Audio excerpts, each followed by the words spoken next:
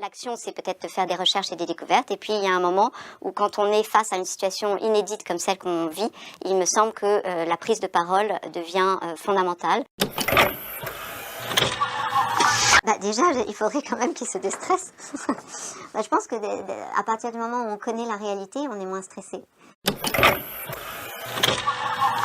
J'aime bien le mot liberté, surtout en ce moment. C'est une valeur à laquelle je crois. La dernière chose à faire, c'était de se confiner. Et c'est pour cela que les études montrent l'inefficacité du confinement.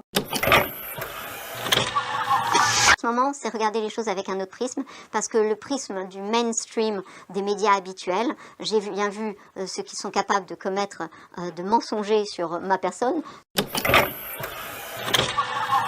Compte tenu de toutes les attaques basses et viles que je peux vivre, ça a toute son importance.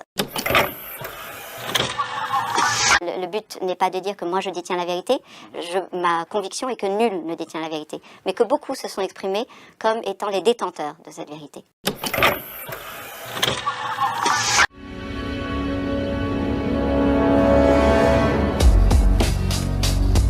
La matrice est un système, Néo. Et ce système est notre ennemi. Quand on est à l'intérieur, qu'est-ce qu'on voit partout?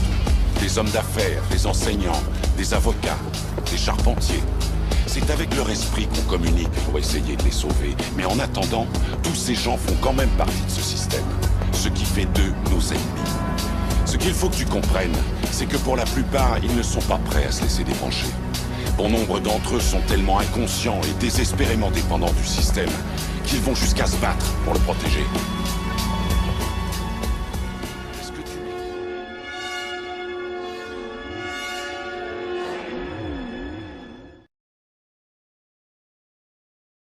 Alors vous êtes généticienne et ancienne directrice de recherche à l'INSERM.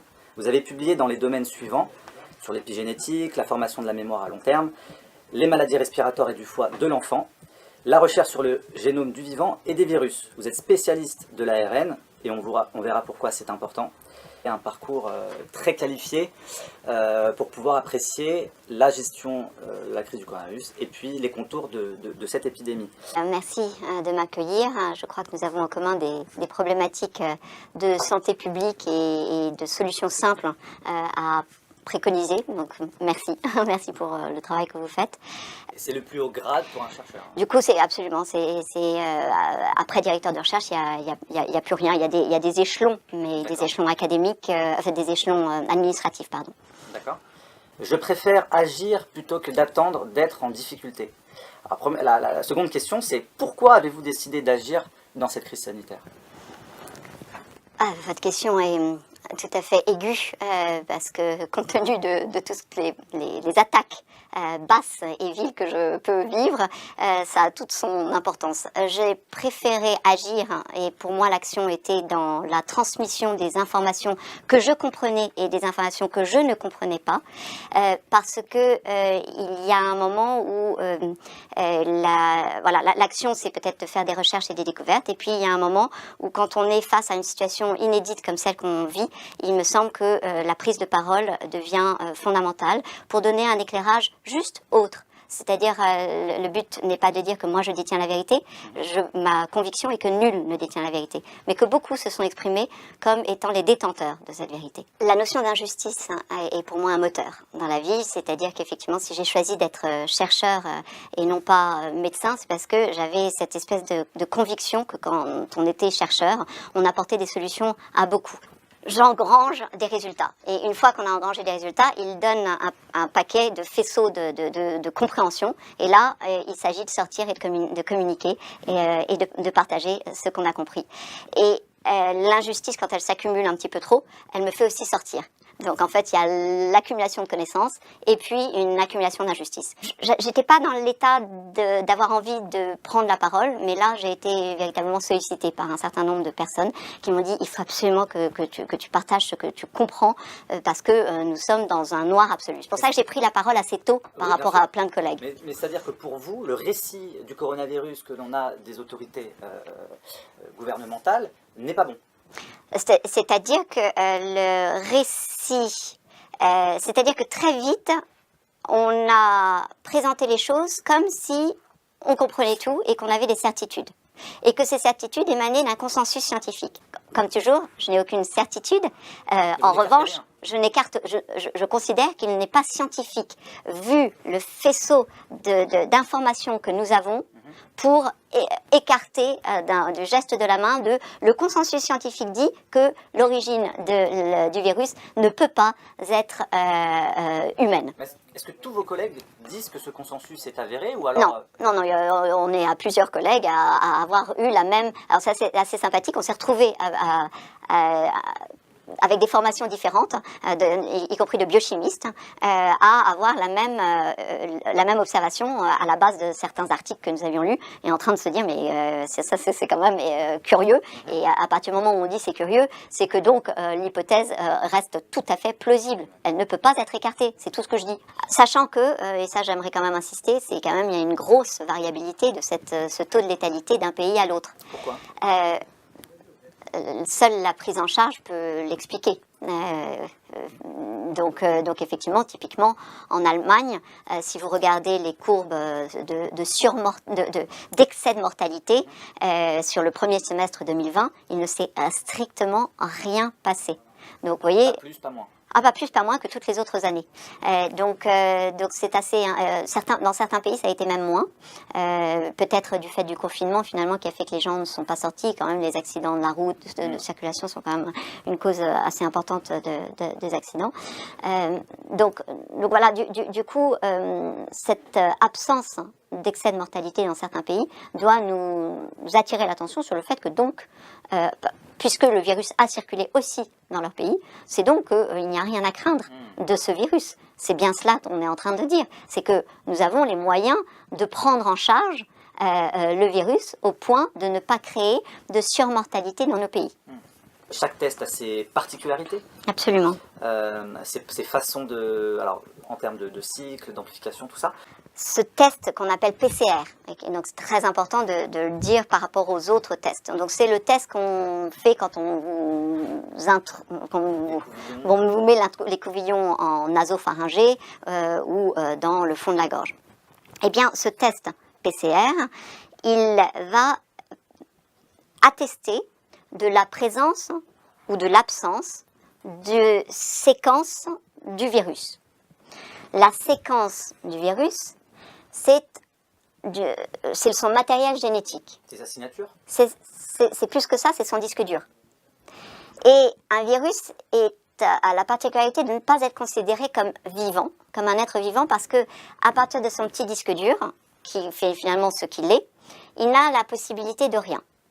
C'est-à-dire qu'effectivement, si vous avez un virus sur cette table, il n'est capable de rien. Il ne se reproduira pas. Il a besoin pour cela d'infecter un hôte. Voilà, un gentil hôte, donc les fameuses cellules. Et donc, détecter la présence de sa séquence n'impute rien d'autre que nous avons détecté la présence de son disque dur, ce qui ne veut pas du tout dire qu'il est en train de se répliquer dans vos cellules, ni à quel degré il est en train de se répliquer. Donc c'est présence-absence de séquences nucléiques qui effectivement traînent quand même très largement, surtout sur un virus qui circule déjà depuis décembre minimum de ce qu'on sait en France.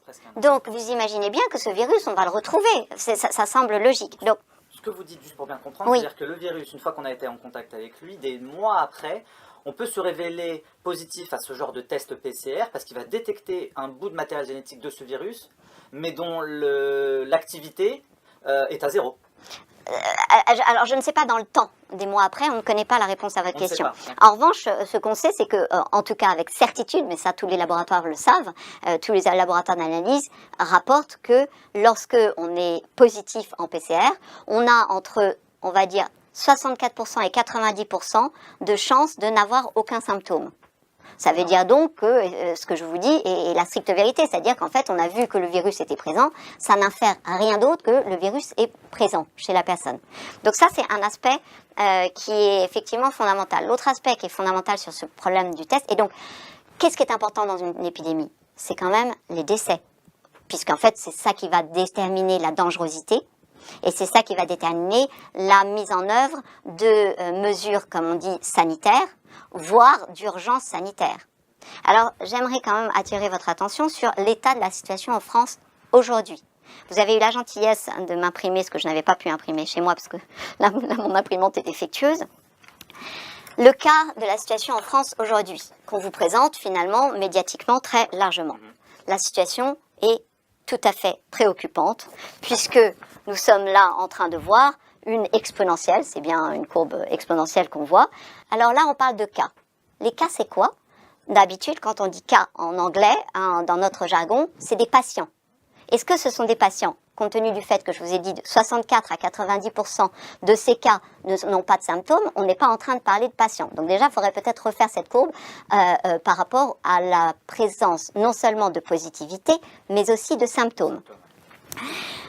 Donc quand vous regardez cela, je comprends véritablement la terreur de tous, parce qu'on peut se dire c'est une catastrophe, on ne maîtrise plus l'information. Alors quelle est la réalité sur le seul paramètre qui finalement est un intérêt, puisque c'est ça qui, encore une fois, détermine la dangerosité, la létalité. Nous sommes en train de montrer ici la courbe des décès en France depuis février de cette année jusqu'à octobre, 12 octobre. Et là, qu'est-ce que vous voyez? Vous voyez la même exponentielle que ce que je vous ai présenté? Ou vous voyez rien du tout et un petit peu des petites choses? Est-ce que ce petit truc... Alors ça, c'est le pic épidémique qu'on a vécu et qui est tout à fait préoccupant et lors duquel j'aurais bien aimé que quand même on ait à disposition des masques parce que forcément c'est quand même intéressant parce que rien ne remplace la distance physique et le fait de se laver les mains, mais des masques quand on est en pleine phase de contagion et qu'en plus, puisque là on voit bien, on est en train d'être confiné. Donc finalement ce pic épidémique on le vit dans nos familles. Et donc dans nos familles, être à 1 mètre de distance, ça devient compliqué. Parce que quand vous n'avez pas un 500 mètres carrés chez vous... et que la dernière chose à faire, c'était de se confiner. Et c'est pour cela que les études montrent l'inefficacité du confinement. Parce qu'effectivement, il y a... Donc ça, c'est pour bien comprendre ce qui s'est passé, ce qui nous est arrivé.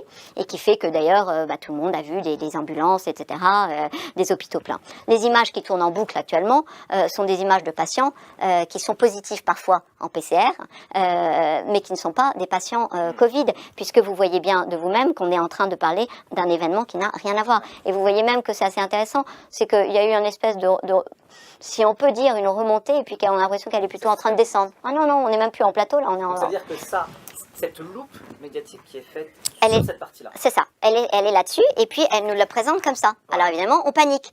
Mais sauf qu'il faut remettre les choses dans leur contexte, et leur contexte, c'est celui-là. C'est-à-dire qu'actuellement, on est à 50-80 morts par jour en France. 50-80 morts par jour en France, c'est toujours des morts de trop. Cependant, ce sont des morts qui ne justifient aucune mesure sanitaire, ni de parler de crise sanitaire. C'est-à-dire que si on parle de crise sanitaire, on est en train de mentir.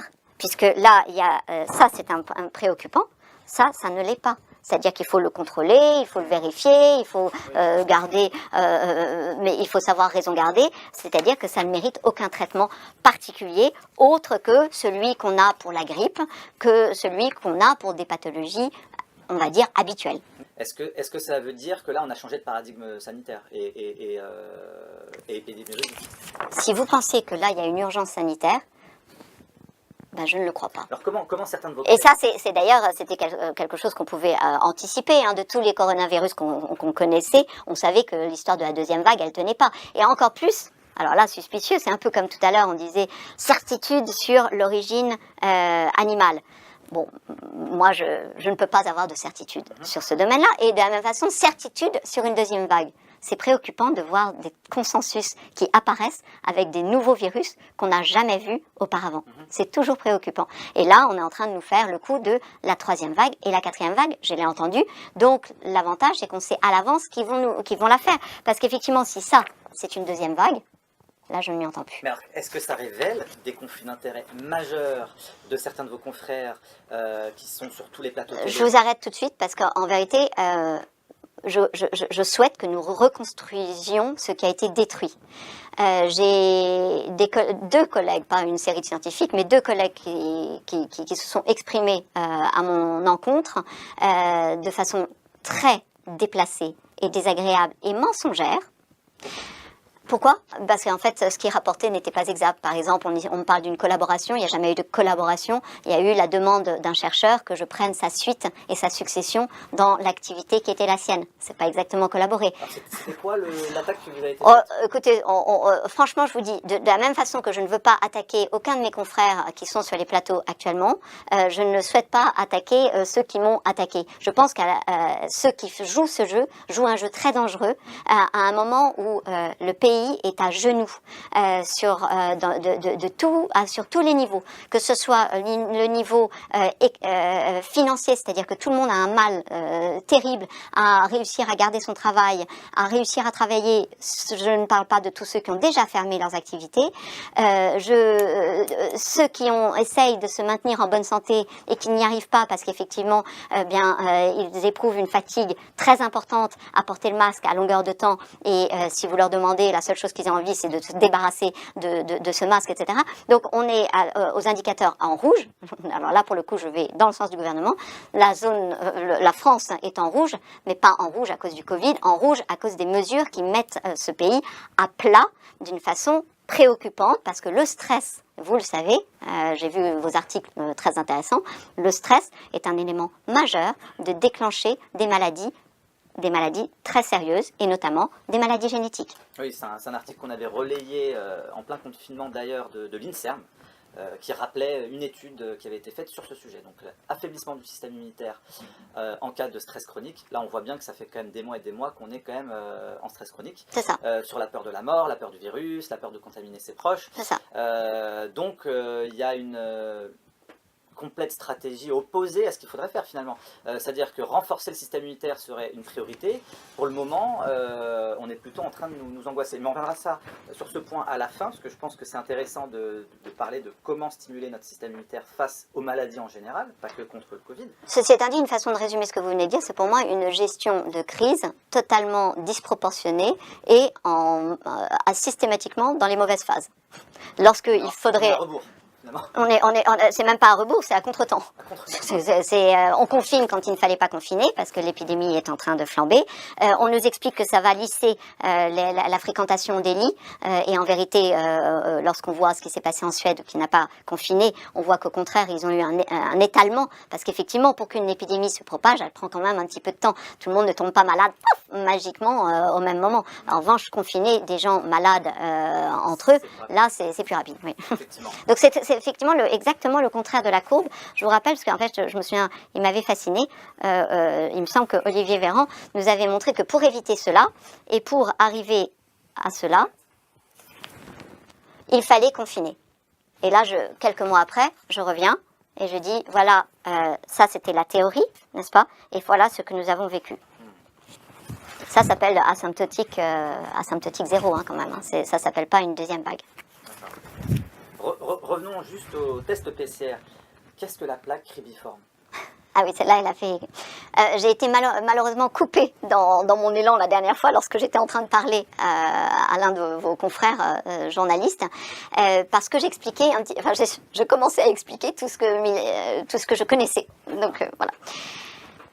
Ces tests PCR, il y a beaucoup de scandales qui les concernent. Le premier scandale, me semble-t-il, c'est la façon dont ils sont réalisés. Je m'explique. Des tests PCR, comme ils ont la puissance d'amplifier des séquences nucléiques, on peut le faire dans toutes nos sécrétions, typiquement dans la salive. Et si jamais on veut savoir ceux qui sont rentrés dans la cellule, on a besoin de prendre des cellules humaines. Donc typiquement, ce qui se passe actuellement sur les tests PCR, la façon dont on les fait, on ne prend pas des fluides, mais on prend des cellules des personnes, pour justement essayer de détecter s'ils ont ou non ce virus. Et il y a deux façons de faire ces tests qui sont équivalentes et reconnues par la Haute Autorité de Santé comme étant équivalentes. Curieusement, ils parlent d'un et mettre dans l'autre phrase que l'autre marche tout autant, mais ne pratique pas cet autre-là. L'autre, c'est, alors, donc, un, c'est le nasopharyngé, celui que tout le monde connaît tristement, qui est, la façon, qu'est-ce qui se passe? On met un écouvillon, donc c'est, pour moi, on va astiquer une structure qui s'appelle la plaque cribriforme. On va l'astiquer parce qu'effectivement, quand vous mettez un écouvillon, c'est bien ça que vous faites. L'autre test est un autre test, donc ça s'appelle nasopharyngé. L'autre test, c'est un test oropharyngé. Oropharyngé, vous allez astiquer de la même façon le fond de la gorge pour récupérer vos cellules. Et si jamais vous avez peur de ne pas en avoir assez ou d'avoir d'autres sièges de présence du virus, vous allez juste aller dans les fosses nasales, mais d'une façon très externe, c'est-à-dire véritablement comme on se met, pardonnez-moi, le doigt dans le nez. et donc voilà la différence entre ces tests nasopharyngés et oropharyngés. Donc on se dit, pour le bol alimentaire, manger un morceau de pain, ça agresse votre fond de gorge. Donc agresser un fond de gorge ne semble pas avoir des implications majeures. En revanche, agresser une petite plaque qui n'a pas l'habitude d'être touchée, parce que même si vous avez le doigt long, même si vous avez le bras long, vous n'arriverez jamais à atteindre cette plaque cribriforme. Et cette plaque cribriforme, c'est une structure éminemment fragile, et depuis que j'ai parlé de cette plaque, il y a eu d'ailleurs un accident aux États-Unis d'une femme qui s'est fait effectivement perforer cette structure qui est éminemment sensible et fragile, et elle a eu des fuites de liquide céphalorachidien qui provoquent effectivement... elle est décédée. Elle en est morte. Voilà. Donc ça, c'est quand même tout à fait terrible, parce que qu'est-ce qu'elle intègre, cette plaque cribriforme? Elle intègre des tas de neurones extraordinairement sensibles qui nous donnent notamment les odeurs et la compréhension des odeurs. Donc on est sur du neuronal, on est sur de la structure. Et effectivement, comme elle est très sensible, cette petite plaque, eh bien, quand on a besoin sur des pathologies lourdes d'atteindre le cerveau, on a envisagé que ce serait un mode d'administration remarquable de médicaments, de nanoparticules qu'on pouvait déposer sur cette plaque cribriforme et qui pouvaient aller dans le cerveau. Donc là, il n'y a pas de complotisme de ma part. Je suis pas en train de vous dire que quand vous vous faites tester, on est en train de vous déposer des nanoparticules. Je suis en train de dire que cette plaque cribriforme, il ne peut pas être neutre, de vous l'inflammer, parce que passer un écouvillon va forcément provoquer une inflammation, et que c'est une structure qui, au mieux, est habituée à avoir des fluides, mais qui n'est pas habituée à avoir un contact physique. Et comme elle intègre des informations avec des neurones, c'est jamais une bonne idée d'aller exciter ces parties-là. Voilà, c'est ce point important que je voulais faire. L'autre point de alors, donc ça, en vérité, toute personne qui va se faire tester dans un laboratoire doit être, grâce à la Haute Autorité de Santé, doit être en mesure de demander qu'on lui fasse un test oropharyngé et non nasopharyngé. D'ailleurs, par exemple, si vous allez en Espagne, vous ne serez testé qu'en oropharyngé. Vous ne serez pas testé en nasopharyngé. Et la mise au point des techniques permettent de s'assurer qu'on a un résultat et qui est comparable d'une fois sur l'autre. Donc si sur une personne je gratte, je parle les cellules de la joue et d'autres du fond de gorge, etc., on n'est plus en train de parler des mêmes choses, et on est en train de faire ce qu'il ne faut surtout pas faire en mathématiques, d'additionner des choux, des carottes et des navets en disant, voilà, c'est le même résultat. Bon, à ce moment-là, on va sur le test oropharyngé qui est évidemment éminemment plus facile à mettre en œuvre par les techniciens de laboratoire. Ils seront bien plus heureux de mettre cette technique en œuvre parce que c'est beaucoup moins invasif et éminemment moins intrusive pour non pas patient, mais le consommateur, puisque ça c'est aussi un paradigme un peu changé. C'est que d'habitude on allait se faire tester quand on était un patient, voilà, c'est pour ça qu'on allait, voilà, donc on allait dans un laboratoire pour vérifier, diagnostiquer, etc. Mais là, on y va quand on n'a aucun symptôme. On a changé de médecine ou pas? Ah bah est-ce que c'est de la médecine que de la consommation? Est-ce que c'est de la médecine que passer dans un niveau où on n'est plus avec aucune indication médicale, comme le fait la loi de bioéthique actuellement? Pour moi, ça n'est plus de la médecine. On n'est plus du tout dans les serments d'Hippocrate. On est dans un changement, une rupture dans l'humanité, de la compréhension de ce qu'est la médecine. Donc ce n'est plus un acte médical, et ça c'est important aussi que les laboratoires comprennent ce qu'ils sont en train de faire. Selon vous, qu'est-ce qu'il faudrait faire? Alors, juste pour finir sur les tests, si ça ne vous ennuie pas, c'est sur les choux, les carottes, les navets, que j'espère que les gens peuvent comprendre qu'on n'additionne pas des valeurs qui n'ont rien à voir les unes avec les autres. Les tests, hein, les fameux cas qui font si peur actuellement, ne sont pas additionnent des choux, des carottes et des navets. Pourquoi? Parce que certains kits vont tester sur un gène, 2 gènes, 3 gènes. D'autres vont faire un nombre de cycles de 35 cycles, de 38 cycles. Donc il y a en fait une espèce d'interprétation libre qui n'a pas été selon chaque laboratoire, et puis en plus il y a non seulement le nombre de cycles qui veut dire en fait un cycle, il faut le comprendre. C'est imaginez, je stabilobosse les 4 décès. Je stabilobosse 1 fois, 2 fois, 3 fois, 4 fois. Bah, forcément, qu'est-ce qui va se passer? Au bout d'un moment, ça devient de plus en plus foncé. Si ça devient de plus en plus foncé, je suis capable de le voir et de le détecter et de dire « Ah, c'était positif ». C'est ça qu'on fait quand on dit le nombre de cycles. Donc le cycle est là pour amplifier la même information. Voilà. Donc on amplifie jusqu'à la rendre détectable. Jusqu'à comprendre et interpréter « Ah, il y a donc un signal ». Donc un test où le cycle serait trop élevé n'aurait plus de sens. N'a plus de sens parce qu'en fait, de toute façon, on ne sait pas ce qu'on est en train de faire. Et nous, nos contrôles positifs, ils sont juste des dilutions de molécules, donc des dilutions du petit virus de la séquence. Donc en fait, ils n'ont pas d'indication, comment dirais-je, physiologique, vous comprenez? Je ne sais pas si je suis claire. Et ils ne sont pas équivalents. Ils ne sont pas équivalents à une charge virale. Une charge donnée. À une charge virale, exactement. C'est-à-dire, allons dire que je suis un cas contact. Donc, cas, ça ne veut rien dire. Contact, ça ne veut rien dire non plus. Enfin, c'est tout ce jargon, ce néo-jargon de cette néo-science néo-covidique. Et à ce moment-là, on me teste, on me dit je suis positive. Très bien. Mais si jamais on ne sait pas si j'ai transmis le virus à autrui, on perd véritablement la granularité de ma contagiosité. Donc ça n'a aucune... en fait, il faut savoir, il faut avoir des symptômes pour se faire tester, sinon ça n'a aucune indication. Et même actuellement, en France, il faut savoir que quand vous avez des symptômes et que vous êtes positif, il n'a pas été...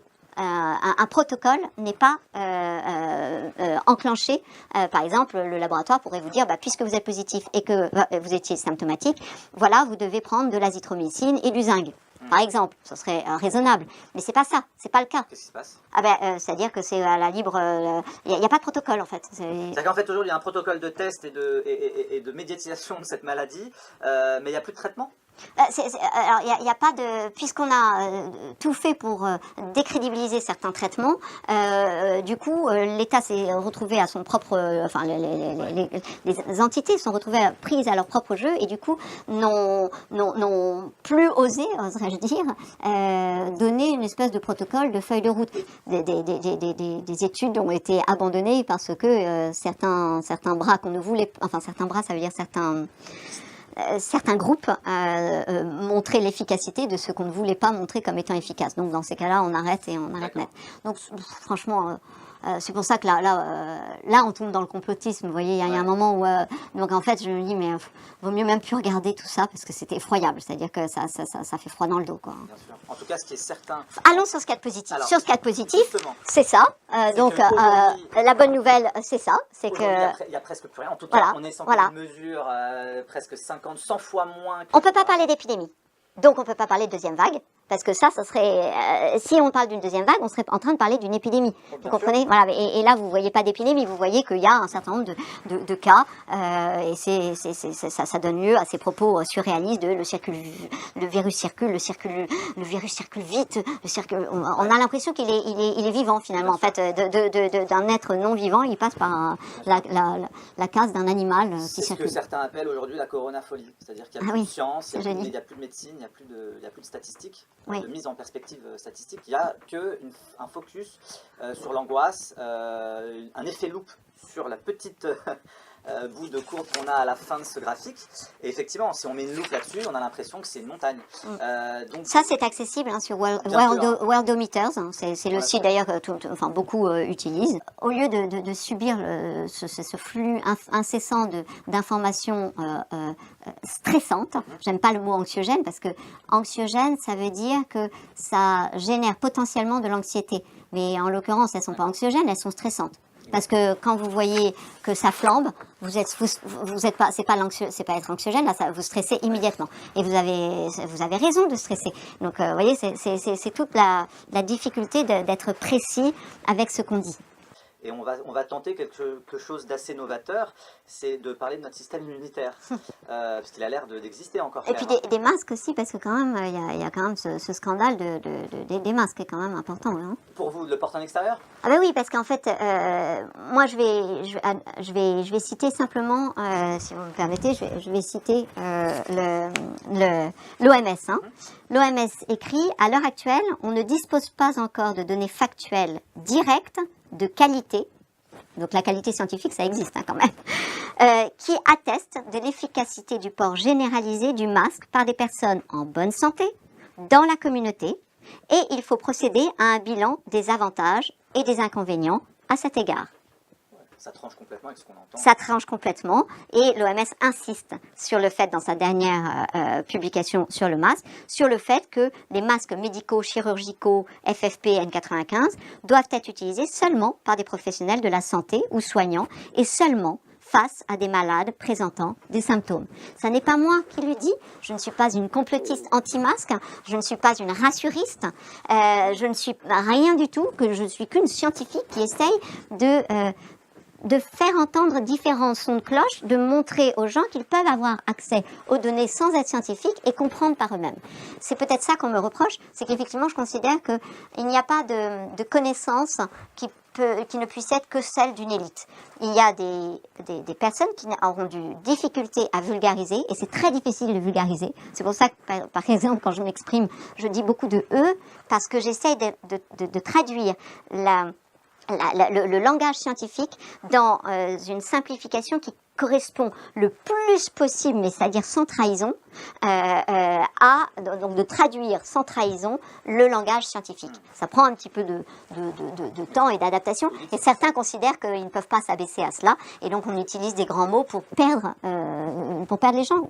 Je trouve que c'est dommage, parce que la science est passionnante, cette histoire de ce coronavirus est passionnante, d'autant plus qu'on est dans la phase sympathique où il ne nous fait plus peur, hein, parce qu'à la limite, je vous aurais pas dit qu'il était passionnant au tout début, encore qu'il m'a passionné, mais en tant que scientifique, vous comprenez, c'est-à-dire intellectuellement. Oui, parce pour que vous, c'est un objet de travail. C'est un objet de travail, donc c'était une passion, et c'est pour ça qu'en fait j'ai suivi dès le début la littérature scientifique, et un peu comme quand le domaine de l'ARN, des micro-ARN est arrivé en science, c'est des domaines que j'ai pris dès le début, et du coup j'ai pas lâché. Alors qu'est-ce qui se passe quand vous prenez un domaine dans la compréhension scientifique dès le début? Vous avez la chance de pouvoir accumuler et suivre à peu près, d'avoir une espèce de compréhension longitudinale de tout ce qui a été exposé à différents moments. Et d'ailleurs, on a tous vu des choses incroyables, des articles scientifiques publiés finalement, pour que les gens comprennent, sans comité de relecture ou sans comité de lecture. Voilà, vous avez eu l'envoi de l'article et l'acceptation de l'article et la publication de l'article dans la foulée. En une semaine. Avec le scandale du Lancet Gate. Oui, du coup, vous comprenez bien que dans ces conditions, l'éditeur n'a pas le temps de relire tous les articles et donc accepte à tout venant. Avec des conséquences terribles.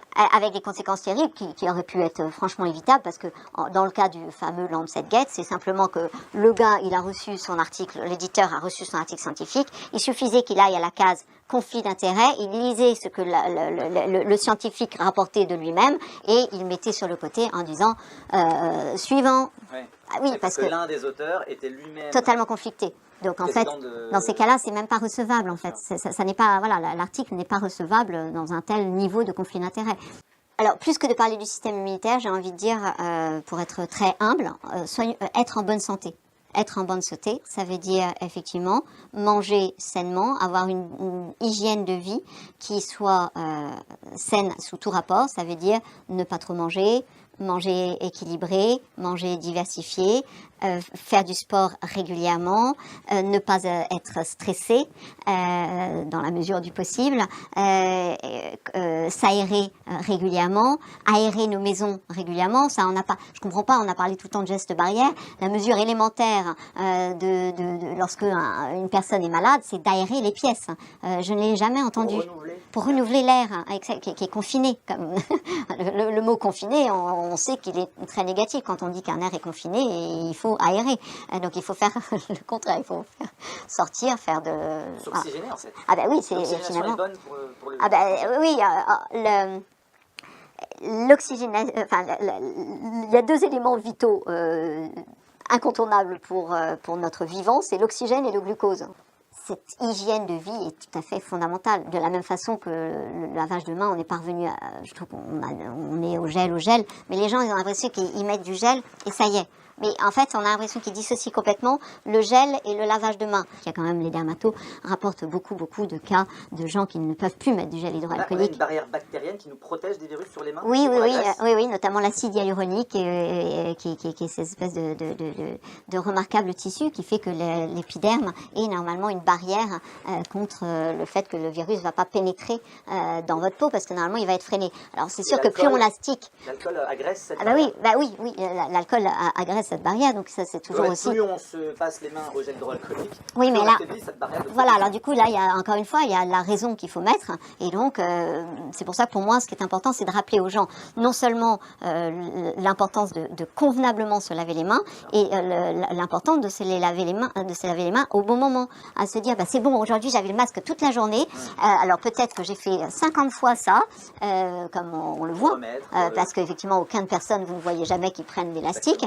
donc, et d'ailleurs, on a vu même notre président de la République, il prenait l'élastique ou pas, je sais. En tout cas, j'ai vu qu'il touchait. Par contre, il le touchait et puis il l'échangeait avec ses collaborateurs. Oui, voilà, ça, il l'a donné. Alors ça, pour le coup, oui, vous voyez, ça, c'est quand même, il faut comprendre que c'est une bombe bactériologique. Ce que je pense important, c'est que vitamine D, vitamine C, zinc, magnésium, ce sont des apports absolument élémentaires face à une infection de type viral et notamment de type Covid.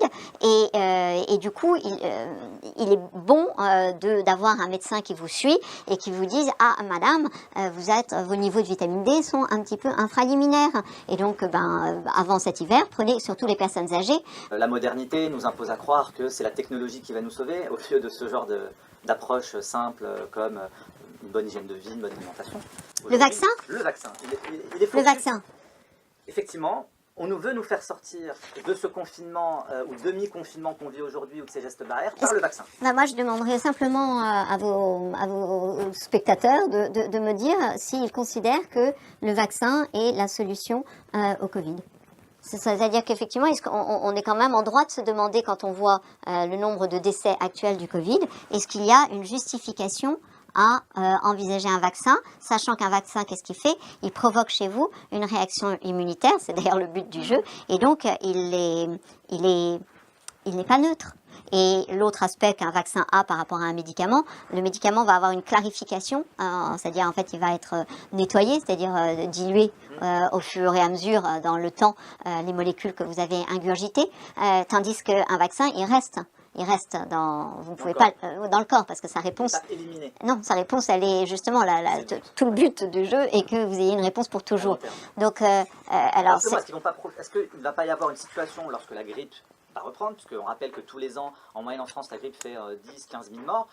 Elle reprend à l'hiver 2020-2021. Beaucoup de cas sont associés à faussement à des cas de Covid. Et puis, on refait partir artificiellement cette épidémie. Du coup, le vaccin apparaîtrait comme la solution miracle, qui d'ailleurs est sur tous les plateaux de télé. Oui. Qu'est-ce que vous avez à dire sur les vaccins? Alors, le vaccin contre la grippe, j'ai quelque chose à dire particulier cette année. Et je l'ai dit il y a des mois, en temps et en heure, c'est-à-dire à un moment où on pouvait considérer être dans l'anticipation.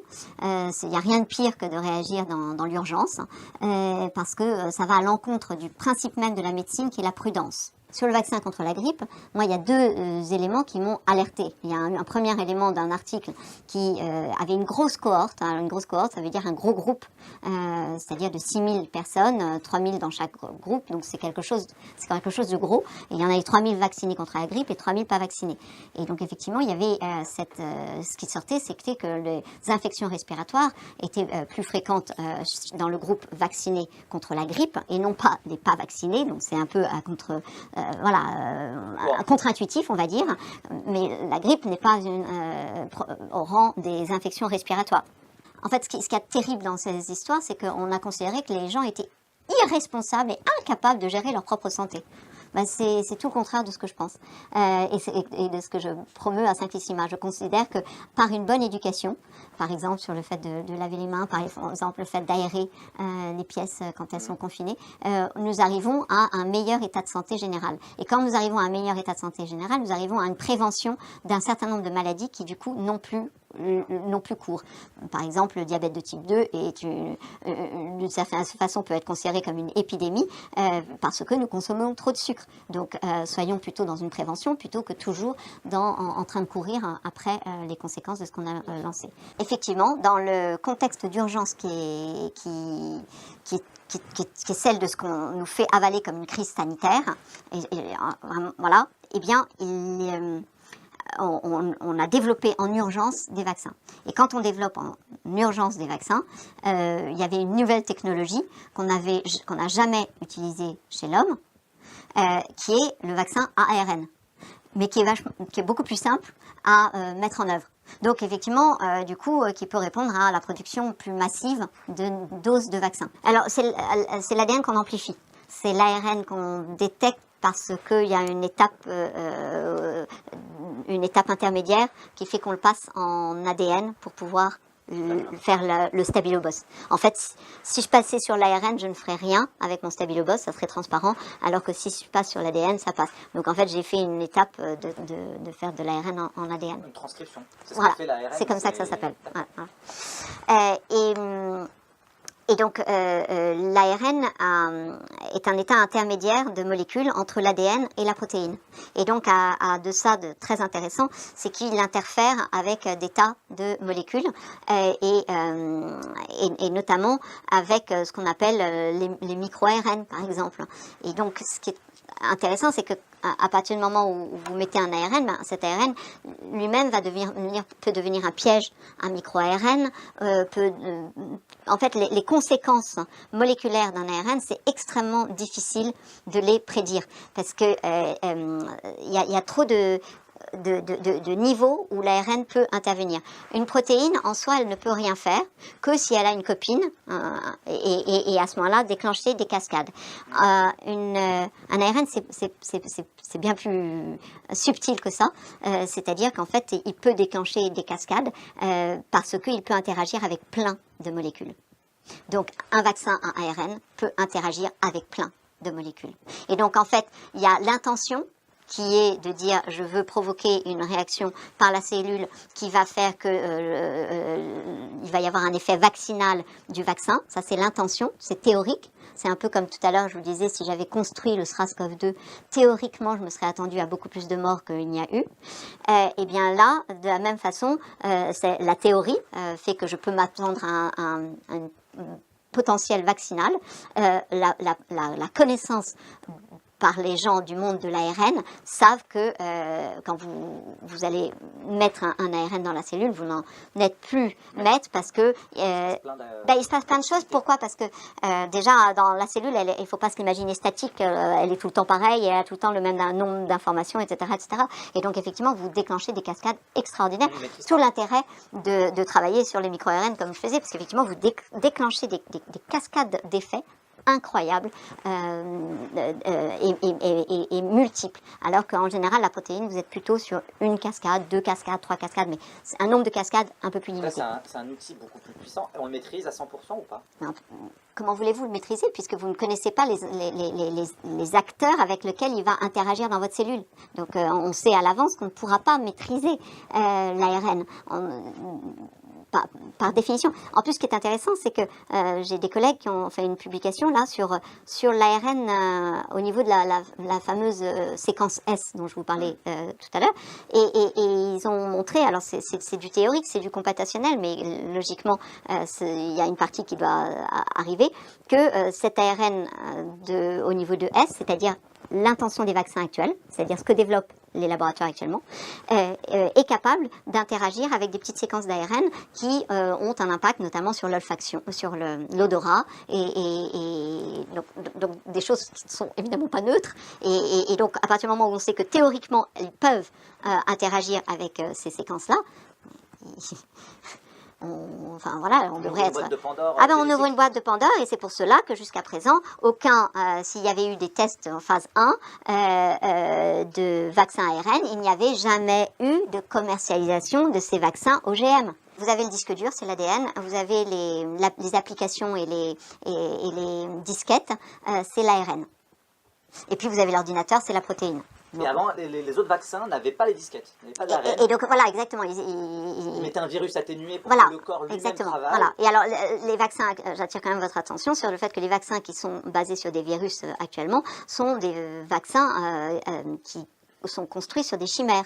C'est-à-dire, on prend notamment l'anthrax comme un espèce de squelette à apporter les informations, ou la rougeole. Comme un véhicule. Comme un véhicule, exactement. Voilà. Et donc là, à nouveau, on est, encore une fois, dans un domaine totalement apprenti sorcier. Mais comment en serait-il autrement, puisque dans les délais impartis de, en gros, 1 an, puisque l'OMS nous a préannoncé le programme, puisqu'ils nous ont dit qu'en mi-2021, nous pourrions envisager la vaccination généralisée. Ça, c'est... donc voilà, c'est du jamais vu. C'est-à-dire que il n'y a jamais eu de tout temps de l'histoire du vaccin. On n'a jamais. 15 ans, un vaccin.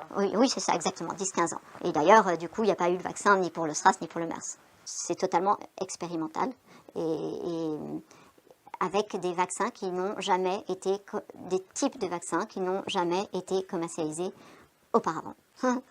Déjà, il faudrait quand même qu'ils se déstressent. Je pense que à partir du moment où on connaît la réalité, on est moins stressé. Notre réalité de cela, c'est que finalement on nous a dit qu'on avait eu un excès de 30 000 morts du Covid. C'est un chiffre discutable, mais qu'importe. Il y a 30 000 accidents domestiques par an en France. On nous a jamais dit qu'il fallait surtout pas rester chez nous à cause de ces accidents domestiques. Donc, ça veut dire, mettez le focus. En fait, j'ai envie de dire aux Français, j'ai envie de les protéger là où ils doivent être protégés. Il y a eu 30 000 morts dans un cas d'épidémie de Covid. Il y a 30 000 morts par an d'accidents domestiques. Donc, plutôt que de mettre toute l'attention sur le Covid, il est peut-être urgent de mettre l'attention sur les casseroles qu'on laisse à risque pour les enfants les 80 000 morts des particules fines. Et les 80 000, alors je ne sais pas si elles sont quantifiables de la sorte, mais estimation. Très bien, mais effectivement d'avoir une espèce de réflexion sur la vie qu'on mène et notre environnement. Voilà, donc il y a quand même eu beaucoup, il y a quand même mes amis psychiatres me rapportent quand même un état très préoccupant, non seulement du nombre de suicides qu'il y a eu pendant le confinement. Pendant le confinement, visiblement, alors on peut le comprendre. Imaginez, si je suis une personne seule et confinée, et que je n'aime pas forcément beaucoup la solitude, et que je ne sais pas quand est-ce que ça va se terminer, vous avez l'impression que c'est sans fin, et donc effectivement, et puis vous avez l'impression que c'est la fin du monde, parce qu'on vous annonce que de toute façon, on va tous mourir. Donc il y a quelque chose de tout à fait désespérant, qui ne cadre pas avec la réalité, Donc ce que j'ai envie de dire aux Français, c'est travaillez vous-même pour essayer de cadrer avec la réalité. Et ne vous faites pas endormir dans un état de stress hypnotique. Pour moi, on est passé d'une hypnose Covid à une paranoïa Covid. La paranoïa, c'est de ne pas vous serrer la main. C'est de me tenir, de m'éloigner de vous comme si vous étiez le diable en personne, voilà. Et de se méfier de tout le monde. Si on est en bonne santé, pourquoi est-ce que je me méfierais de vous ? Donc, si je suis une personne vulnérable, évidemment qu'il faut peut-être que je fasse attention. Mais il faut que je fasse attention comme en toute période hivernale, comme en toute période d'en rentrer en hiver, où nous savons que nous allons avoir la grippe. Donc du coup, j'ai envie de finir sur une note positive, parce que s'il y a cette compréhension, et j'ai vu que le succès de mes vidéos est complètement viral, moi, j'ai à chaque fois communiqué sur des canaux plus que... Alternatif. Voilà, alors vous direz alternatif, moi je dis en tout cas qui n'ont pas du tout de succès d'habitude, et voilà. Et ce qui est intéressant, alors à chaque fois il y a quelque chose qui me plaît. Donc sur TVL, c'était le mot liberté. Cela permet effectivement de regarder les choses avec un autre prisme. Et c'est ça qui m'intéressait. En ce moment, c'est regarder les choses avec un autre prisme, parce que le prisme du mainstream des médias habituels, j'ai bien vu ceux qui sont capables de commettre, de mensonger sur ma personne et sur le Covid, donc je n'ai même pas, voilà, je ne peux pas leur prêter confiance parce qu'ils ne sont pas dignes de confiance. Alexandra Henriot-Caude. Mais j'espère que ça reviendra autrement. Parce qu'il y a quand même des... Ah oui, il y a plein de journalistes qui sont en train de réaliser. Il y a une prise de conscience. David Pujadas a fait sa propre analyse des cartes de France. C'était remarquable. C'est ce qu'un journaliste doit faire. Il doit faire sa propre analyse. En tout cas, on va travailler dans ce sens-là pour réinformer objectivement les Français. Merci beaucoup Alexandra Orion-Claude. Merci à bientôt. Au revoir.